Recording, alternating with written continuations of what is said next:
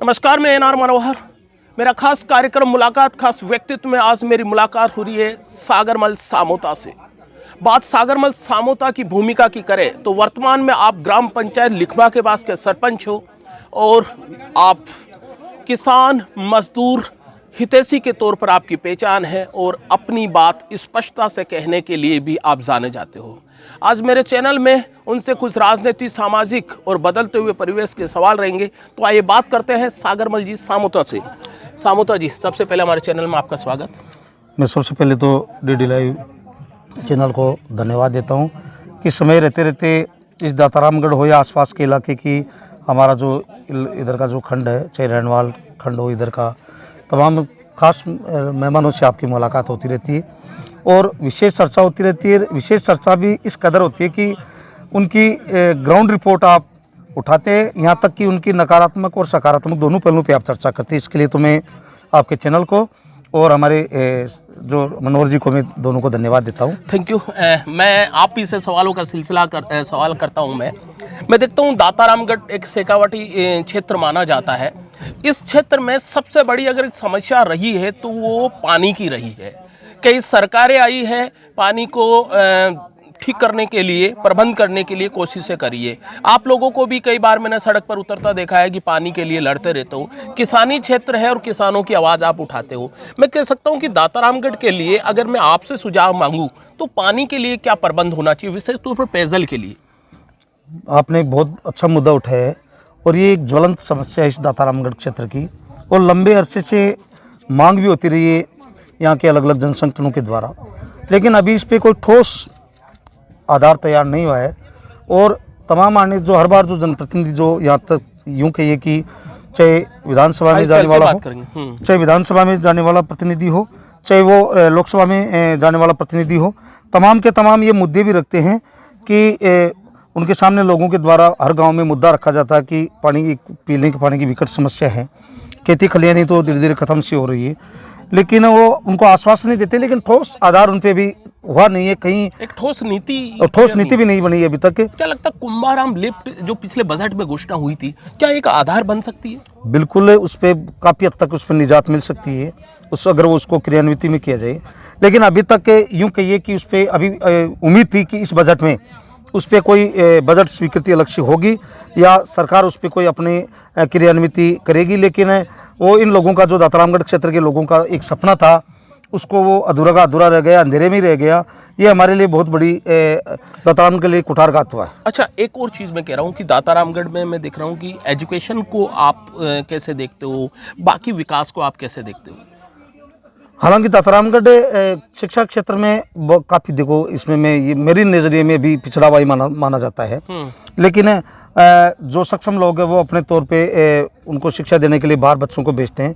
दातारामगढ़ क्षेत्र में भी इतना बड़ा कोई महाविद्यालय नहीं बना था। अभी बालिका महाविद्यालय की हुई इस साल, पिछले साल तो अभी चालू है, लेकिन उस पर अभी आगे समय लगेगा, लेकिन बहुत देरी होगी उसमें भी। और अभी जो हमारे लड़के हैं वो बाहर जाते हैं, निजी कॉलेज है वो अलग चीज़ है, वो तो एक अपना व्यापार है, लेकिन शिक्षा क्षेत्र में दातारामगढ़ अभी तक पिछड़ा क्षेत्र माना जाता है। आप चाहते हो कि इसमें और सुधार होना, काफ़ी सुधार होना चाहिए। अच्छा, एक मैं देखता हूँ कि अक्सर आप जो किसान की जो बात आती है, तकलीफ आती है किसानों की, उस तकलीफ में आप अग्रिम पंक्ति में जिस संगठन से आप आते हो, जिस विचारधारा से आप आते हो, एक आवाज़ उठाते रहते हो। मैं ये देखता हूँ कि किसान आंदोलन में भी आपकी भूमिका नज़र आई थी। किसानों के लिए सरकार कहती है कि हम जब भी कोई सुधारात्मक कोई चीज़ करते हैं, आप जैसे लोग विरोध करते हो, तो क्या किसानों की एक पॉलिसी क्या बननी चाहिए आपके हिसाब से? और किसानों का जो अब तक का विकास है वो कहाँ जाकर अटक गया, या विकास हो रहा है या नहीं हो रहा है? सही मायने में देखो, किसानों का चुनावी भाषणों में हो, चाहे सरकार का वोट बैंक की राजनीति में हो, किसान शब्द का नाम लेते हैं, बाकी उन पे किसानी के लिए आज तक कुछ नहीं हुआ। ये तो सही रूप से थे, क्योंकि बड़ा वोट बैंक है किसानी। किसान जो पहले इतना, मैं कहता हूँ कि आज देखते हैं कि सबसे ज़्यादा महंगी गाड़ियों में किसान घूमते हैं, टिकट के लिए तो कहा जाता है कि ऐसी यूज़ करते हैं और इतना हाईफाई लाइफस्टाइल जीते हैं। नहीं, ये ज़रूरी नहीं है कि वो अगर कोई सक्षम किसान है, उनके पास में लंबी चौड़ी ज़मीन है और वो अपना पूर्व में खेती कर रहे हैं, तो क्या वो पेट नहीं पाले, अपना खाना बंद कर दें, या यूँ कहिए कि वो अपने बच्चों को शिक्षा न दें? क्या सरकारों की यही सोच हो सकती है? मेरा सवाल ये था कि डेवलप तो हुआ है। नहीं, डेवलप हुआ तो अपने अपने आत्मनिर्भर बनने की खुद ने प्रयास किया उन्होंने। सरकारों की कोई उसमें ऐसी नीति तय नहीं हुई है ताकि उन पे, क्योंकि पूर्व में जो मैं तो ये कहूँगा कि पहले से जो थी किसानी के लिए जो सब्सिडियाँ मानो या और कुछ मानो, उनमें भी अलग कटौती हुई है। अभी राज्य सरकार की बात करें जो अपने आप को किसान हितैषी कहती है, उसने कहा कि पहली बार ये वो अपनी उपलब्धि भी बता रही है कि हम कृषि बजट अलग से पेश करेंगे। लेकिन वो जो पूर्व की योजनाएं जो थी या पूर्व की जो घोषणाएं थी, उन्हीं का नाम दोबारा उनको रिपीटेशन किया गया, उन्हीं को दोबारा पुनरावृत्ति। बजट पर बात कर रहे हो? बजट पे भी जो किसानी का अलग से जो बजट पास करने की राज्य सरकार की थी, अलग पहली बार की किसानी का बजट अलग से करेंगे, लेकिन उसमें ऐसा कुछ भी नहीं हुआ है।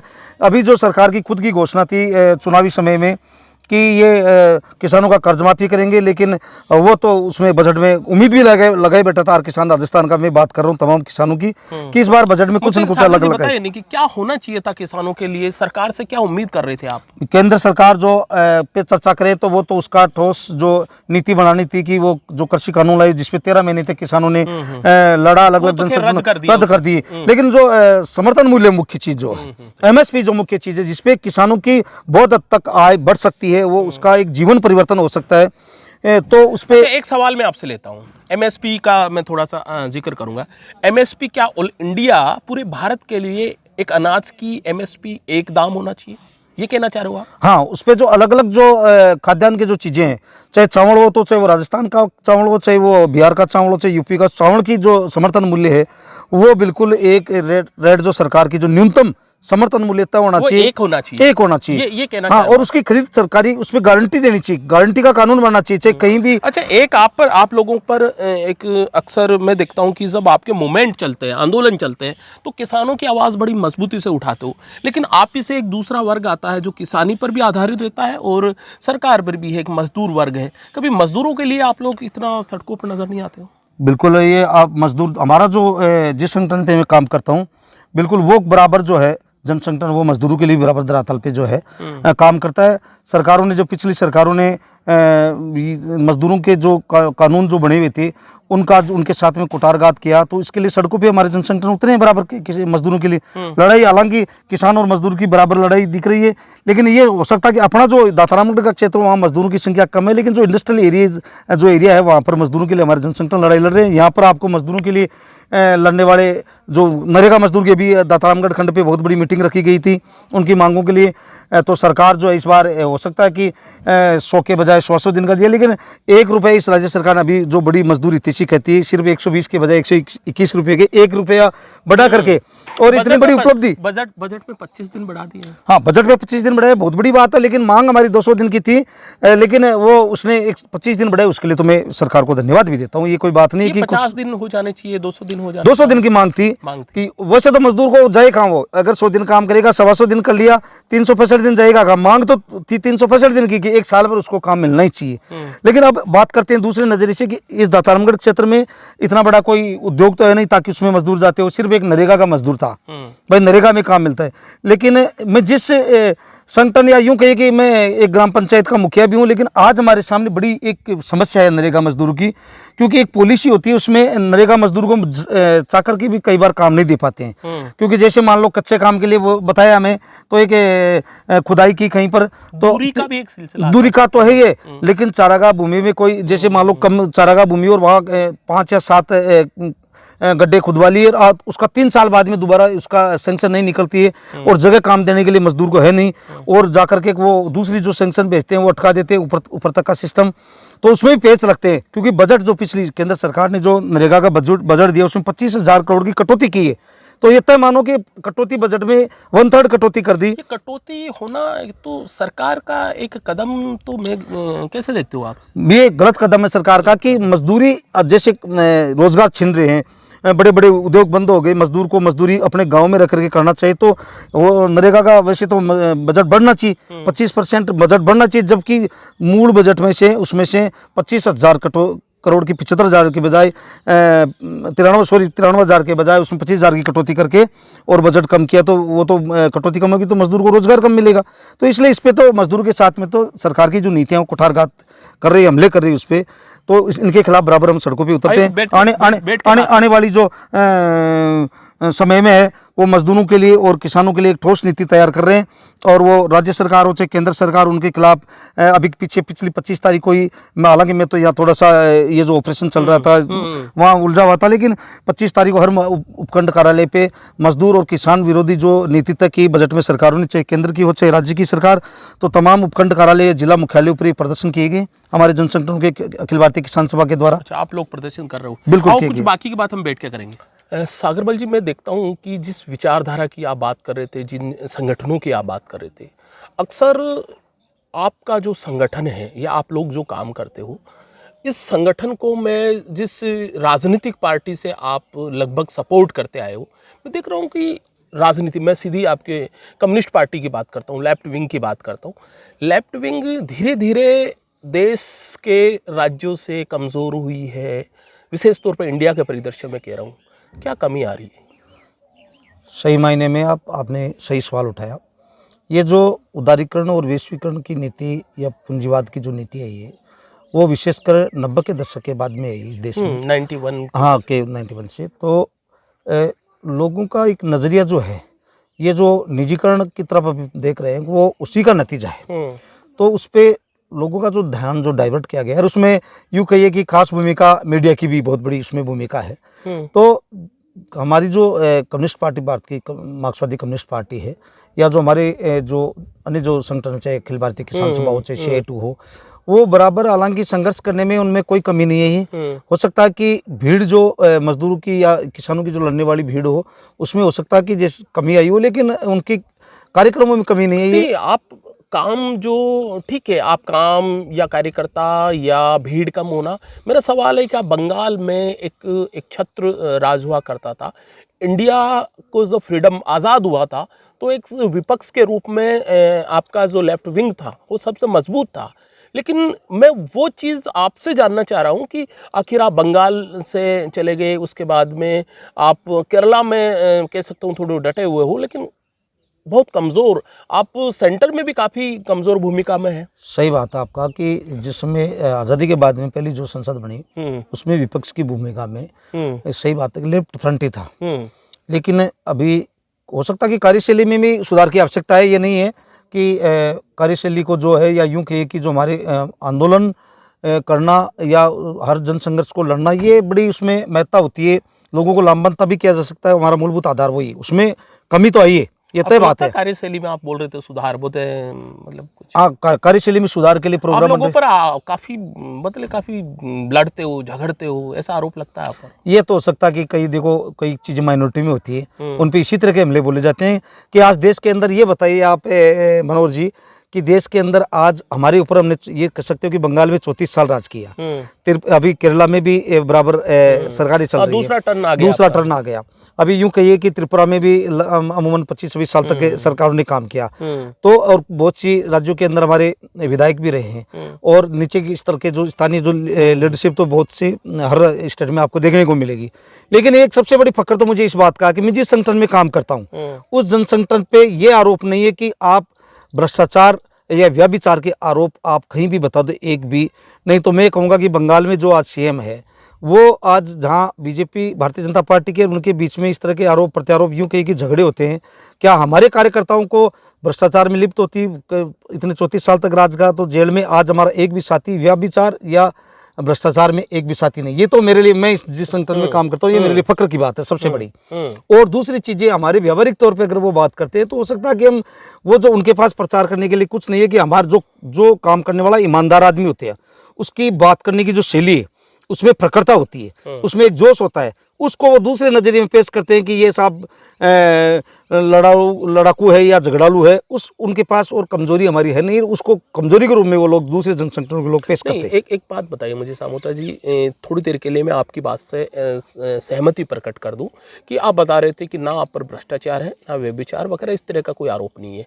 मैं इस पर अपनी सहमति भी देता हूँ, लेकिन मुझे ये बताइए कि आखिर फिर इस चीज़ को, इस गुडविल को जनता तक आप क्यों नहीं पहुंचा पा रहे हो? जनता आपको क्यों मत देके या सरकार बनाने में मदद क्यों नहीं कर रही है? ये चीज़ आपकी सही बात है, लेकिन आज जो देश के जो हालात है, वर्तमान परिदृश्य की मैं बात कर रहा हूँ, उसमें पूंजीवाद का इतना बड़ा बोलबाला है कि जिस पूंजीवाद के खिलाफ हम लड़ रहे हैं, जिस निजीकरण के खिलाफ हम लड़ रहे हैं, उसमें मीडिया के बंधु का भी बहुत बड़ा योगदान है। आपको हराने में मीडिया का योगदान है? मीडिया के बंधु एक तो सकारात्मक पहलू पेश करे, एक हमारी नीतियों को पेश करे, एक दूसरा अभी बात चल कर रहे थे कि इस तरह की करते हैं कि साहब ये इनका रवैया इस तरह का है, तो करने का मतलब उसमें मैं ऐसा आरोप लगता है कि बंगाल में तो आप लोगों को यूं मार देते थे, हत्याएं कर देते थे। कहते हैं कि कम्युनिस्ट जो होते हैं, दूसरा पर्याय जो होता है वो हिंसा का है।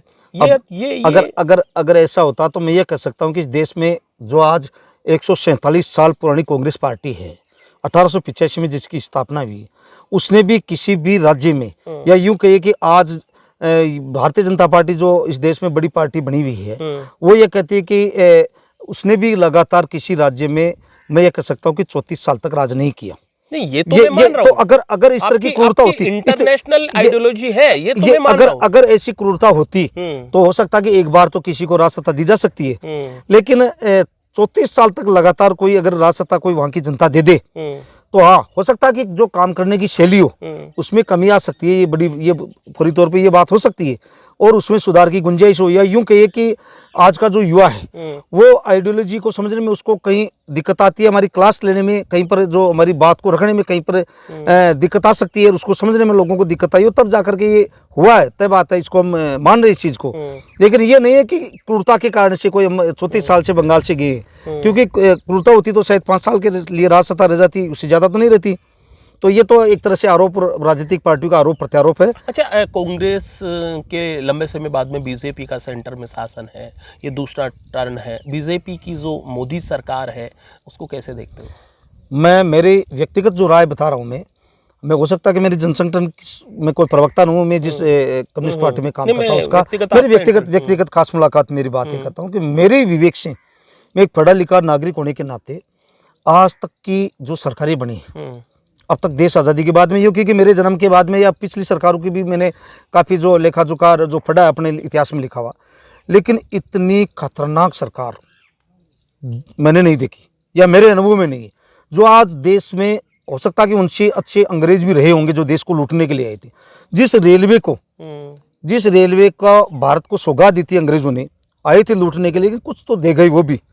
मुगल शासक आए, कुछ वो भी इस देश को ताजमहल जैसी इमारतें दे गए, जो आज अपन पर्यटन का एक बहुत बड़ा जगह है। भारत सरकार के पास में पर्यटन की आय होती है, तो वो भी कुछ देखे गए। लेकिन ये सरकार तो वो है जो तमाम के तमाम जो निजी उपक्रम थे, उन उपक्रमों को बेच करके और देश का बंटाढार करने में और उस देश को कर्ज में डूबने में बड़ा योगदान इस सरकार का रहा। शब्द काम में लिया है सरकार के लिए, आर्थिक चोट, देश का जो आर्थिक चोट जो है वो, और एक ध्रुवीकरण, दो चीजें होती है। एक तो आर्थिक चोट जो देश पे की है, देश का जो आय, गरीब और अमीर की खाई के बीच में गैप किया है, गरीब और अमीर के बीच में पिछले 7 सालों से इतनी बड़ी खाई है। इन सरकारों की घोषणा थी कि जिनका इनका मुख्य जो मैनिफेस्टो में था कि स्विस बैंकों से काला धन वापस लाएंगे, वो करेंगे, लेकिन उसमें भी सरकार आरटीआई के तहत बहुत से साथियों ने जानकारी ली कि आज उसको वो जो काला धन था वो तीन गुना बढ़ गया है वो स्विस बैंकों के अंदर। तो जब रोकथाम होने की थी वो तो बढ़ गया, इसका मतलब सरकार उसमें इन्वॉल्व है,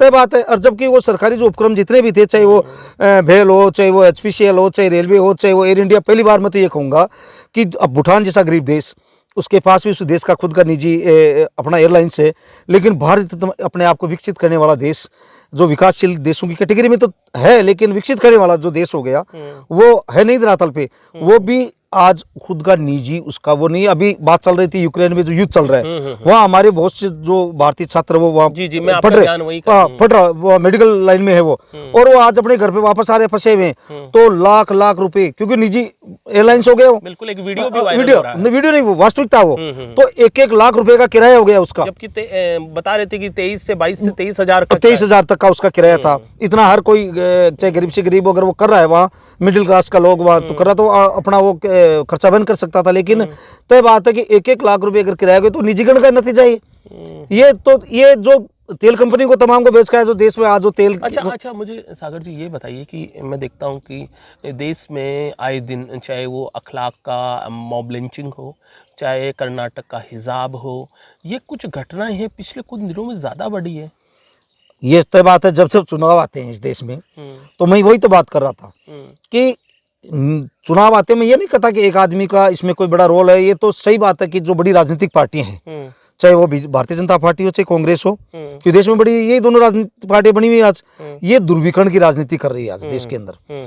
तो ये चुनावी एजेंडा बनाती है कि जब भी जैसे ही चुनाव संपन्न हो जाएंगे उसके बाद में शांत हो जाएगी, जैसे ही चुनाव आ जाएंगे उसके साल या 6 महीने पहले इस तरह की घटनाएं होने लगेगी, जो बहुत कई लोग पीछे सरकारें रहती है क्या? बिल्कुल, मैं नहीं सरकार ये नहीं कर सकता, ये कर सकता हूँ जो बड़ी राजनीतिक पार्टियां वो है राजनीतिक पार्टियां जो आज देश में, चाहे उसमें भारतीय जनता पार्टी हो चाहे वो कांग्रेस हो, दोनों की सेम नीति है, क्योंकि वो चाहती है कि दुर्विकरण हो और दुर्विकरण से उसका बंटवारा हो, और वो इस तरह की जो मोब लिंचिंग का मामला हो या हिजाब का मामला हो या अन्य कोई अखलाक का वो उनको निजात देते हैं इस कार्यक्रम में। अच्छा, मैं थोड़ा अपने स्थानीय बात कर लेते हैं, क्योंकि जो आप स्थानीय स्तर पर काम कर रहे हो अभी, जिस विधानसभा से आप आते हो वहाँ से आपके नेता जो अमरा राम जी चुनाव लड़ते रहते हैं, पिछले 2 चुनाव लगातार हार गए, क्या कमी है जनता को? सही बात है, ये अभी चल रही थी दुर्विकरण की राजनीति की बात, तो ये दातारामगढ़ भी क्या है ऐसा, इस तरह का दातारामगढ़ के अंदर पिछले काफ़ी लंबे अरसे से एक राजनीतिक वो जो ये जातीय दुर्विकरण जो है वो एक सेटअप बना हुआ है। ये सही बात है कि 2008 में अमरा राम जी पहली बार यहाँ से चुनाव लड़े और वो विधानसभा में पहुंचे। उस समय इनको ये जो दूसरी राजनीतिक पार्टियां हैं, ये शायद ये नहीं समझ में आ रहा था इनको कि ये कोई तीसरी पार्टी आकर के यहाँ चुनाव जीत सकती है। तो उस समय हमारे, हालांकि उसके बाद में भी मूवमेंट तो हुए, तो लेकिन उस समय भी बड़ा जो किसान आंदोलन हुआ था बिजली का, जनता के हमारे किसानी विशेषकर संगठनों के समझ में भी आया था और उसको हम समझा भी पाए थे ठीक से, और उस समय जातीय दुर्विकरण का इतना वो बड़ा नहीं था, लेकिन उसको नहीं हो पाया तो उस कारण से जनता ने स्वीकार किया। और उसके बाद में दोनों पार्टियों ने ऐसा जो जातीय दुर्विकरण किया इस दातारामगढ़ में, कांग्रेस ने अपने आप को चाहे वो जाट लैंड का मामला हो या यूं कहिए कि जो भारतीय जनता पार्टी ने अपना उम्मीदवार बनाया बाहर से ला करके जो पैराशूटर उम्मीदवार बनाया हरीश जी को, तो वो एक कुमाऊं जो लॉबी थी उसको वो एक लामबंद भी, और वो जातीय दुर्विकरण के कारण से हमारा जो संघर्ष है वो उसमें संघर्ष को लोग नहीं समझ पा रहे हैं, और वो उसके कारण से अमरा राम जी को दोबारा ऐसी शिकस्त मैं जाति की बात कर रहा हूँ, तो जाति पर तो आप पर भी आरोप ये लगता है कि अमरा राम और उनके जो लोग हैं सिर्फ एक ही जाति के, जाट जाति के लोग हैं, उन्हीं को जगह मिलती है या उन्हीं के लिए संगठन होता रहता है, ये आरोप तो आप पर भी लगता है? ये हालांकि पार्टियां लगा सकती है, लेकिन यहाँ से अमरा राम दूसरी जगह से, जैसे मान लो बात कर रहे हैं कि एक ही जाति के, अभी मैं छोटा सा एक उदाहरण दे दूं कि सीकर जिले के अंदर हमारा जो गढ़ था धोत था, और विशेषकर और उसके अंदर जिस समय जनरल सीट पे हमने मुस्लिम जाति के, मुस्लिम धर्म के व्यक्ति को हमने उस्मान खान को प्रधान बनाया था, तो ये हमारे अनूठे उदाहरण है। और ये भी नहीं है कि अभी ये हो सकता कि राजस्थान के अंदर जाट बहुल क्षेत्र ज़्यादा है, तो हमारे जो पदाधिकारी हो सकते हैं कि वो जाट भी, उससे पूर्व वासुदेव शर्मा थे उसके सेक्रेटरी, तो ये आरोप प्रत्यारोप ये तो खैर दूसरी राजनीतिक पार्टियां चलती रहती हो। बीजेपी में भी आपको नकवी जी ये आपको कहते हैं कि हमने प्रेसिडेंट जो बनाया है, जो कलाम को बनाया है, उनमें भी बीजेपी ने, अभी जो आपका एक दलित राष्ट्रपति है, ये तो खैर सभी कहते हैं वो जोड़ता। हाँ, वो उनका अच्छा, एक बात मुझे ये बताइए कि मैं ग्राम पंचायत की बात करता हूँ, आपका पंचायत समिति मेंबर थे पिछली बार, इस बार आप सरपंच हो, मुझे बताइए कि क्या विकास में या फंडिंग जो होती है सरकार की, उसमें भी क्या राजनीति देख के विकास के कार्य होते हैं?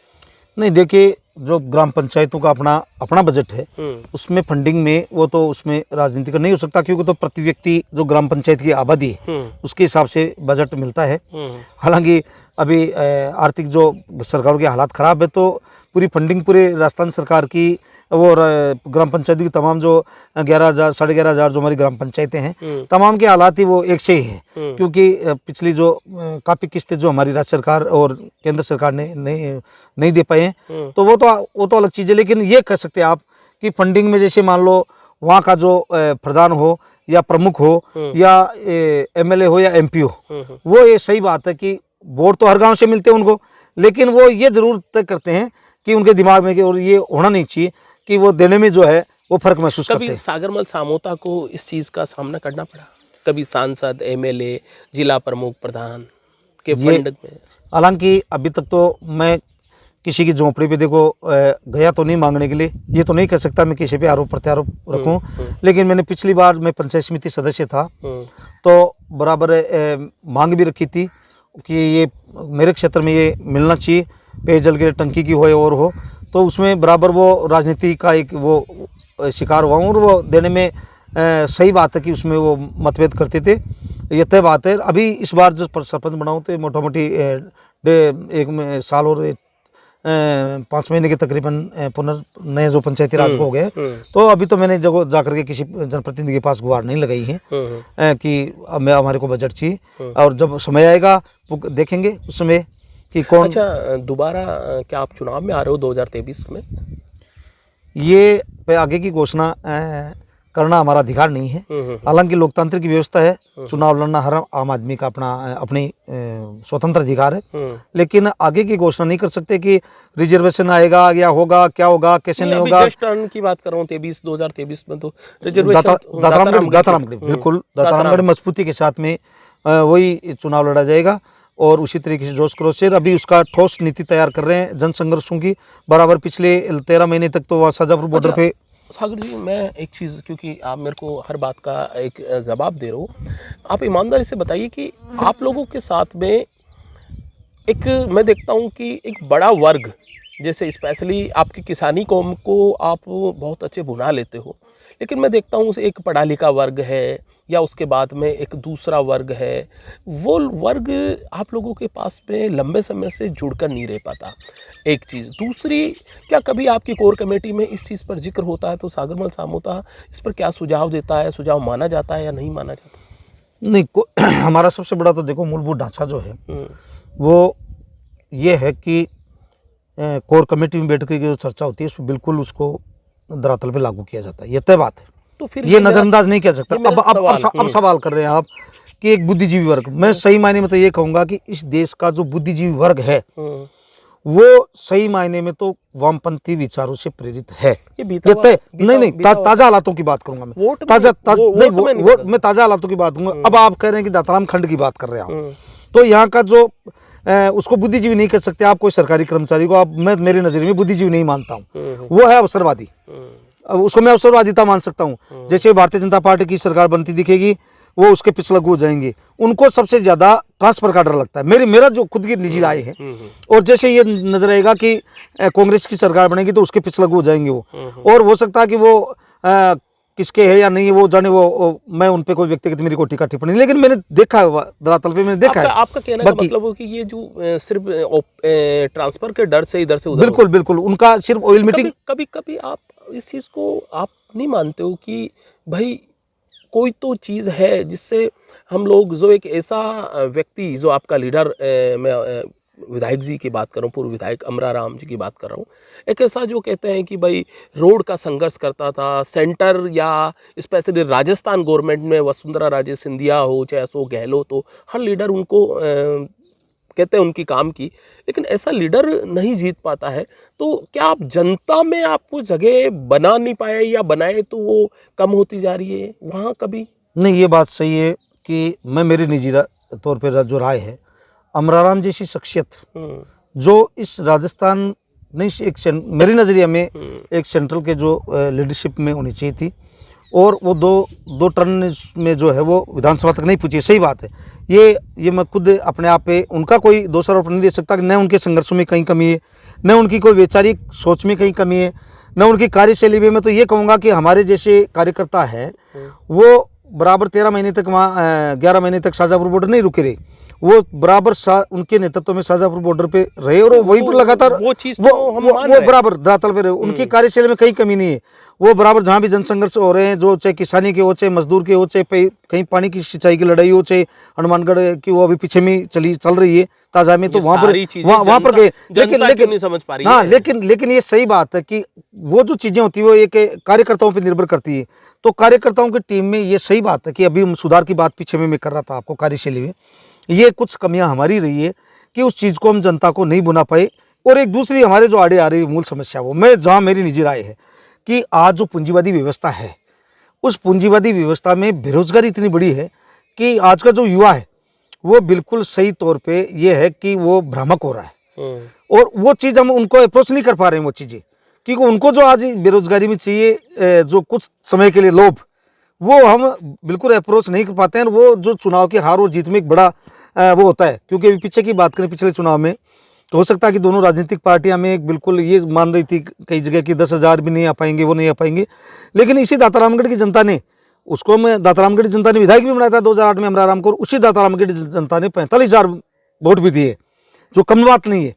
हो सकता है कि जीतने वाला 60,000 का मत पाए उन्होंने, लेकिन हार नहीं मान रहे हम, क्योंकि कभी भारतीय जनता पार्टी को ऐसा कहा जाता है कि अगर कम्युनिस्ट से अमराराम निकल जाए तो फिर बाद में दातारामगढ़ के अंदर वोट ग्राफ है वो वही 5,000 10,000 का आ जाएगा। खैर सबसे पहले तो मैं ये कहूँगा कि कम्युनिस्ट पार्टी में कोई चेहरा फेस को नहीं माना जाता। हो सकता है कि व्यक्तिगत, मैं ये नहीं कहता, इस पर सहमत हूँ, इस बात पे व्यक्तिगत भी होते हैं, लेकिन कम्युनिस्ट पार्टी की सबसे बड़ी यही है कि व्यक्तिगत चेहरा जो है वो नहीं है। जैसा आज मोदी जी के नाम से वोट मांगे जाते हैं, या कहीं राहुल गांधी के नाम से वोट मांगे जाते हैं, या गहलोत के नाम से वोट मांगे, लेकिन है नहीं। बताए अगर अमराराम जी के अलावा चुनाव लड़े तो 45,000 वोट आ जाए। नहीं, मैं ये नहीं कहता कि वो नहीं आ पाई, लेकिन आज ये तय बात है कि आज में दातारामगढ़ के अंदर 30-35 हजार का देखो मूलभूत ढांचा जो है आप अपना वोट बैंक बिल मानते हैं हम, ये मूलभूत। अब बाकी के जो है हमारी उस समय के हमने जनता को कितना लामबंद किया, जनसंगठन ने कितना काम किया, या हमारे जन संघर्ष जो है जिससे जनता कितनी प्रेरित हुई, वो हमारी हार और जीत को तय करती है। ऐसा कहा जाता है कम्युनिस्ट जो है किताबों में अच्छी लगती है, लेकिन व्यवहार में वो लोग वो जिंदगी नहीं जीते हैं जो लोग अपने आप को प्रेजेंट करते हैं। ये आरोप भी आप पर लगता है? नहीं, तो ताज़ा जो हालात है, ये सही बात है कि वामपंथी पुराने जो विचार के जो हैं उनकी और हमारी कार्यशैली में देखो जैसे जैसे समय परिवर्तन हुआ, इस बात को मैं स्वीकार करता हूँ, परिवर्तन आया है। क्योंकि मैं बात कहूँ, जैसे मान लो किताबों पढ़ने के लिए मिल रहे हैं, या मीडिया भी इस बात को स्वीकार कर रहा है कि हमारे त्रिपुरा के 25 जो मुख्यमंत्री रहे माणिक सरकार, जो उनका खुद का निजी अकाउंट नहीं और निजी वाहन नहीं, जिस समय वो सीएम हुआ करते थे उसकी घरवाली जो सरकारी कर्मचारी थी वो भी टेम्पू से जाया करती थी, और खुद के कपड़े खुद धुलाई करते थे, खुद का खाना खुद बनाते थे। ये तो ऐसे हालात, सही बात है कि बहुत से ऐसे वामपंथियों के देखने को मिल रहे हैं। लेकिन ये अभी पीछे में जब यूपी चुनाव चल रहे थे तो वहाँ से एक पुराने समय में कोई 7 बार विधायक रहे, 4 बार सांसद रहे, उनका जिक्र भी आया, और वो उनकी जब अर्थी जो मौत हुई तो उनके बच्चों को चंदा इकट्ठा करके और फिर जलाना पड़ा उनको। ऐसे हालात भी, ऐसे वामपंथी भी रहे, सही बात है। लेकिन आज का वर्तमान का जो वामपंथी है वो सही बात है कि आज जो दुनिया है उसके नज़रिए में वो भी कुछ चकाचौंध तो हुआ है, क्योंकि वो भी अपनी ज़िंदगी में कुछ सुविधाएं चाहता है देख करके, तो बदलाव तो देखो कुछ हुआ, ये बात सत्य बात है, इसमें कोई अच्छा, एक युवा, आप एक युवा सरपंच हो, एक युवा को राजनीति में कितनी कठिनाई सामना करना पड़ता है? नहीं, मैं तो सही मायने में तो ये कहूँ कि राजनीति में युवाओं को आगे आना चाहिए।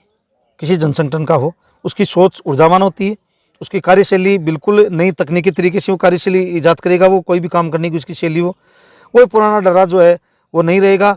अब रही चीज़ युवाओं को हर परिप्रेक्ष्य में देखो एक बार मुकाबला करना पड़ता है, क्योंकि पीछे की जो अमिट छापे जो होती है उनमें एक गहरी जड़ें जो छोड़ जाते हैं, चाहे वो वही दुर्विकरण वाली बात चल रही थी चाहे हर जगह। तो युवाओं को ऐसा कहा जाता है कि जो ऑलरेडी जो सेटअप या सीनियर जो लोग होते हैं वो पार्टी में उनको जगह नहीं देते हैं, उनके साथ कहते हैं कि गुटबाजी हो जाती है। मैं सभी जगह देखता हूँ। हाँ, ये कर हमारे कम्युनिस्ट पार्टी में तो अभी मेरे को देखने को नहीं मिला। आगे समय जैसे जैसे बढ़ता जाएगा वैसे वैसे हो सकता है कि कोई अनुभव, कटु अनुभव देखने को मिले। लेकिन आप लोगों की जो कहते हैं ना सिद्धांत या जो पॉलिसी नियम इतने कठोर बना लेते हो, तो आप में ही एक विरोध निकल जाता है। मैं आपका बलवान पूनिया की बात कर रहा था, जो कहते हैं कि आपने एक जारी कर दिया था कि नहीं साहब, आप राज्यसभा मेंबर को ये जो वोट देना चाहिए नहीं देना है, लेकिन उन्होंने दिया, फिर उनको पार्टी से निकाल दिया। ये क्या है? ये सही बात है कि सबसे बड़ी बात है कि कम्युनिस्ट पार्टी के जो सिद्धांत है, प्रिंसिपल, मैं भी उनको धीरे धीरे अभी पारंगत नहीं हूँ मैं भी इन चीज़ों में। देखो सही बात है, क्योंकि इसके लिए बहुत पढ़ाई करनी पड़ती है, लेकिन मुझे नजर आता है कि लचीलापन कहीं नहीं है।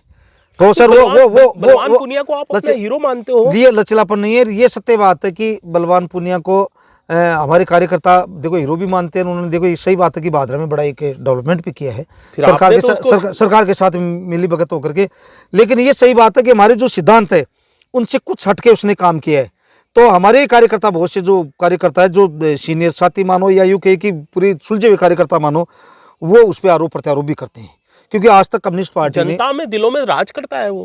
कम्युनिस्ट पार्टी ने सिद्धांतों से कुछ विपरीत काम कर रहा है। हो सकता है कि वहाँ की, देखो सही बात है कि वहाँ की जनता का तो उन्होंने बढ़ चढ़ के काम किया है, सरकार के साथ में एक कोऑर्डिनेशन बना मुझे करके। बताइए, आप लेकिन बात सवाल कहाँ उठा, वो कोई सरकार के साथ में कोऑर्डिनेशन करके वो कर रहा है, उस पर हमारा हमला नहीं है कि वो मुख्यमंत्री जी के साथ में बैठ के फोटो खिंच गई तो हमें कोई नाराजगी है, या यूं कहिए कि सरकार की कोई अच्छा मुद्दा और उसने पक्ष ले लिया हो, विपक्ष को घेर लिया, उसमें हमारी नाराजगी है, वो बिंदु नहीं है।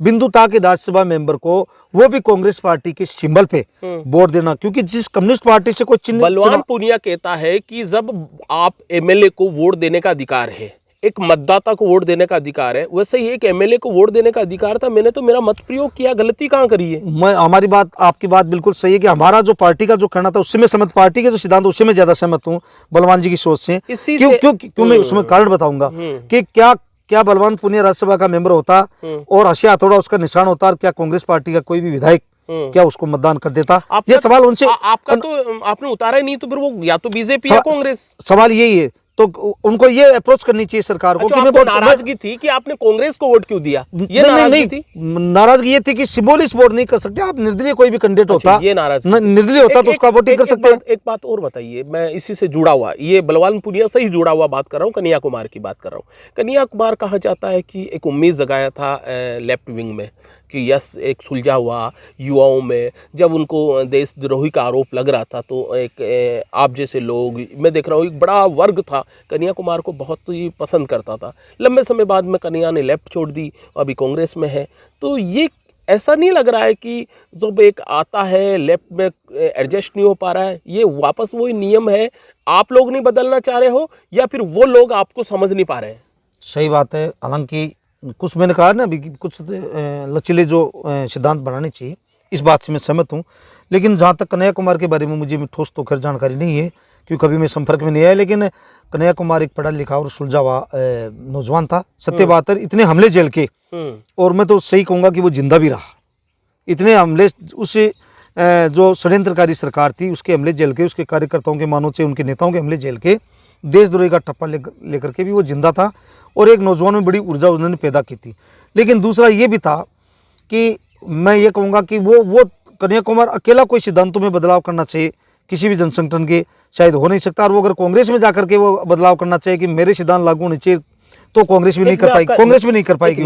निजी राय लूंगा मैं, अगर मान लीजिए कि 2000 आप बताइए, बीते हुए मैं आपसे ध्यान वापस खींचूंगा, बीते हुए ज़माने का कोई कानून बना हुआ है, वही बात मैं कर रहा हूँ, और आज उस कानून को 21वीं सदी में या 2022 में उस कानून को आधार बनाकर उस कानून को बदला नहीं जाए, तो नहीं लगता नहीं है क्या भाई? नहीं, बदलाव तो समय के साथ बदलाव जरूरी है, क्योंकि अगर ये सही बात है कि कुछ संविधान में भी कुछ चीज़ें हैं, जैसे मान लो ये सरकारी बार बार बोलती है, मैं ये नहीं कहता कि बदलाव उसमें परिवर्तन होना चाहिए, हर जनसंगठन में होना चाहिए, चाहे वो कम्युनिस्ट पार्टी हो, चाहे वो कोई दूसरा जनसंगठन हो, करना चाहिए, उनमें युवाओं की सोच को भी जोड़ना चाहिए।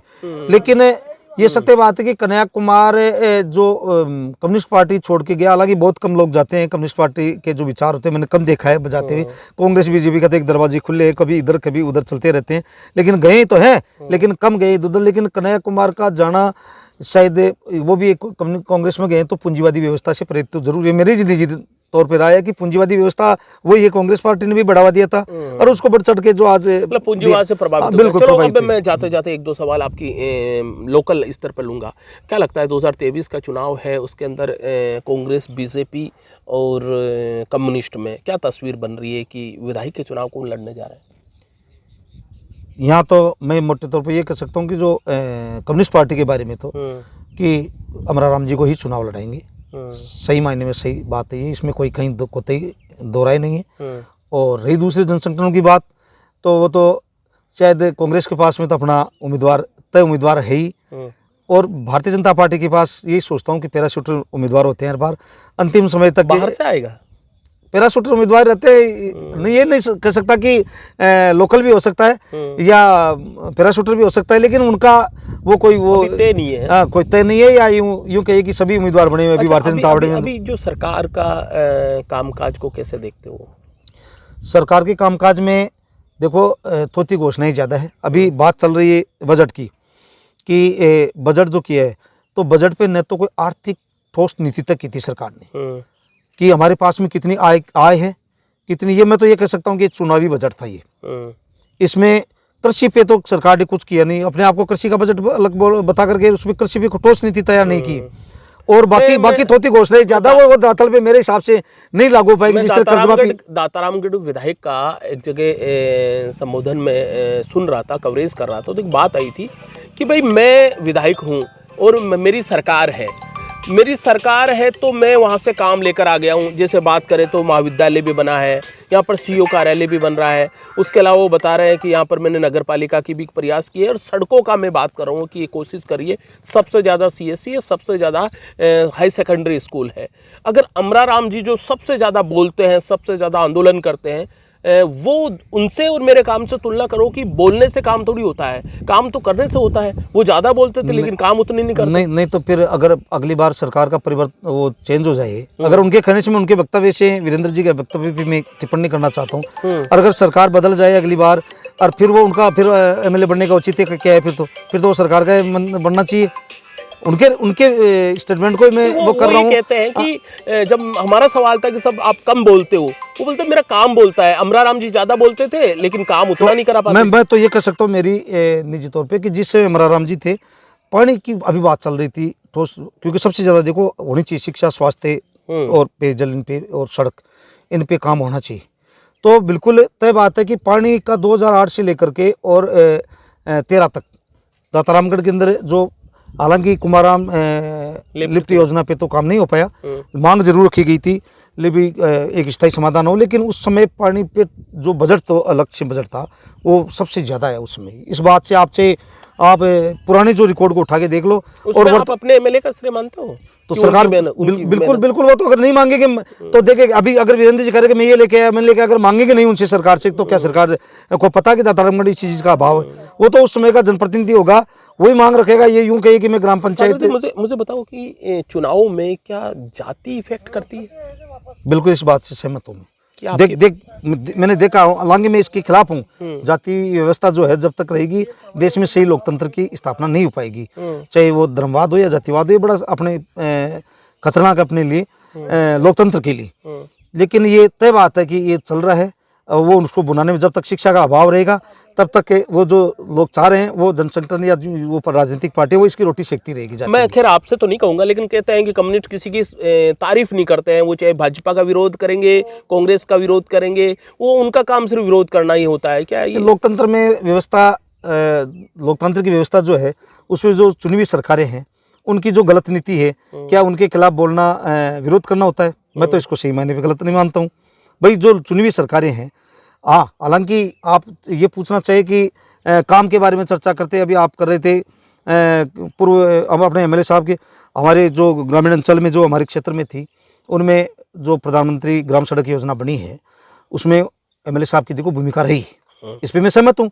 मैंने इस पे नकारात्मक बात कहीं नहीं करता, कोई भी पूछता है मेरे से बिल्कुल सकारात्मक चर्चा करता हूँ इस बात पे। दातारामगढ़ विधायक की जो सड़क नीति या सड़क बनाने, उससे दूसरे क्षेत्र की बात नहीं करता मैं। मेरे जो मैंने देखा है आपकी क्षेत्र की मांग थी, हालांकि उसके लिए हमारे नौजवानों ने काफी आंदोलन भी किया। अच्छा, वो आपकी वो बात बता रहे थे, वो जो 50 से वो एक टैगलाइन दी थी इमाम अली की जो रोड थी, उसकी टैगलाइन थी, अच्छी रोड बन गई, अच्छी रोड बन गई। उस पे मांग सरकार से मांग थी, उसमें केंद्र और राज्य दोनों का बजट लगता है। हालांकि ध्यान आकर्षित दोनों सरकारों का ही हुआ, इस पे ये नहीं कह सकता। लेकिन विधायक हमारे चुने हुए तो हम तो उनकी महत्वपूर्ण भूमिका समझ रहे हैं इसमें कि बिल्कुल उसने ये कहा कि ये सड़क लाइक सड़क बनने वाली है। चाहे हो सकता है कि हमारी मांग बड़ी हो, अगर मांग नहीं करते शायद ठीक से, तो हमारे पूर्वजों ने मांग नहीं ठीक से नहीं की, बराबर उस पर आंदोलन हुए, 2-3 बार 3 कैंडल मार्च भी हुआ, अखबारबाजी भी हुई, 3-4 बार लोग इकट्ठे भी हुए, तो ध्यान आकर्षित सरकारों का किया है। तो वो विशेषकर उनकी नज़र गई है, नहीं तो पूर्व में थे कांग्रेस से तो MLA बराबर है। क्या लगता है कि लेफ्ट एक बार फिर वापस मजबूती से आएगी? कभी ये ख्वाब देखते हो सेंटर में आपकी सरकार बनेगी, आपका PM होगा? ये मैं तो, मेरे जो निजी तौर पे मेरी राय है, मेरा सोचना है कि जिस तरह से जो निजीकरण की जो चल रहा है देश में, और ये हाल और जो आर्थिक क्राइसिस जो बढ़ा है, उस पर आने वाले समय में भुखमरी बढ़ेगी, तय बात है। मेरा सवाल तो आपकी सरकार का था। मैं उसी पे बात कर रहा हूँ को ये आएगी, और हमारी बात कब सुनी जाएगी? हम जो हमारे जो जन आंदोलन लड़ रहे हैं वो हम गरीब किसान मजदूर के लड़ रहे हैं, उनके हक और अधिकार की बात कर रहे हैं, तो उनके समझ में उसी दिन आएगा कि हमारा असली साथी कौन है। ये आने वाले चंद समय में जो है ये देखने को आपको मिलेगा। देश के हालात ऐसे बन रहे हैं। भाई आपको लगता है कि जो हालात के अनुसार अगला विकल्प जो होगा वो कम्युनिस्ट होगा? बिल्कुल बुद्धिजीवियों का कहना ये कि जो अमर्त्य से अर्थशास्त्री जो है अमर्त्य सेन जैसे और देश के जो बड़े बुद्धिजीवी हैं उनको लोग फिर ये कह सकते हैं कि जो सरकारें हैं वो उनको कोई नक्सलाइट ठहरा देती है, कोई वामपंथी विचारक ठहरा देती है, कोई क्या ठहरा देती है। उनका कहना जायज है। हमारे पीछे के जो राम रघुराजन जी जो हमारे, उनका एक बार ट्वीट देखा था मैंने, गवर्नर रहे, उन्होंने कहा कि सिर्फ जो वामपंथी विचारक है वही देश की अर्थव्यवस्था को सटीक ला सकते हैं पटरी पे। दातारामगढ़ में विधानसभा की बात, लंबे समय से चौधरी नारायण सिंह विधायक रहे, अभी उनके बेटे थे। दोनों की कामकाजी में बेटा ज़्यादा काम करवा रहा है या विधायक? नहीं, मैं जहाँ तक मेरी निजी सोच है, नारायण सिंह जी शायद विकास पे नारायण सिंह जी ने इतना ध्यान नहीं दे रहे थे वो, क्योंकि वो राजनीति कर रहे थे सिर्फ एक मोटे तौर पे यूँ कहेगी भी जातिवादी तौर पे उनकी राजनीति सही रूप से चली है दातारामगढ़ में। हालांकि मेरी निजी उन पे कोई टिक्का टिप्पणी नहीं है कि वो बुजुर्ग व्यक्ति है, लेकिन ये सही बात है कि वो कहीं जाकर के, ये नहीं मेरा सोचना है कि किसी मंत्री या किसी को नहीं कहा होगा उन्होंने जाकर के भी ये काम करो, लेकिन ये जो है हो सकता है कि ये अपनी अभी पहचान जो सरकारों में बढ़ाने की तभी करेंगे जब कर पाएंगे, जब खुद जाकर के रखेंगे। उनकी पहचान से पूर्व जो एमएलए साहब उनकी पहचान से, उनकी पहचान तो खैर बनी हुई है, तो जाकर के ये मांग लेते हैं शायद, तो मिला तो है कुछ, ये बात तो नहीं कर सकते कि मिला नहीं। बिल्कुल। सागरमल सामोता कभी ख्वाब देखता है कि पंचायत समिति जीती, प्रधान ये क्या नाम सरपंच हो, अभी कभी लगता है कि दातारामगढ़ का एमएलए का भी चुनाव लड़े? नहीं, हमारा जनसंगठन है चुनाव लड़ता है पीछे से पूर्व से, और बराबर संघर्ष करते रहे। अगर जिस समय जनसंगठन बैठ करके ये तय कर देगा कि सागरमल सामोता उम्मीदवार होगा तो उस दिन चुनाव तो लड़ा जाएगा, कहाँ दिक्कत है इसमें। अगर जन संगठन या कोर कमेटी जो जिम्मेदारी दे वो जिम्मेदारी तो खैर पूरी करनी ही पड़ेगी, और अगर विधायक का चुनाव के लिए कहे तो वो भी करनी पड़ेगी, ये कहना है सागरमल सामोता का। मैंने भूमिका में पूर्व में बता दिया था कि सागरमल सामोता एक अपनी स्पष्ट बात कहने के लिए जाने जाते हैं। मैंने कई प्रकार के सवाल खड़े किए, जो कमज़ोर होती कम्युनिस्ट है उन पर भी सवाल पूछा, हर सवाल का इन्होंने बेबाक जवाब दिया, और साथ जहां अपनी जो पॉलिसी में कमी थी उनको भी स्वीकार किया गया। लेकिन इतना कहा जाता है कि राजनीति में धर्म और जाति को जगह नहीं मिलनी चाहिए, ऐसा इनका मानना है। आप हमारे पैनल में आए, बहुत बहुत धन्यवाद।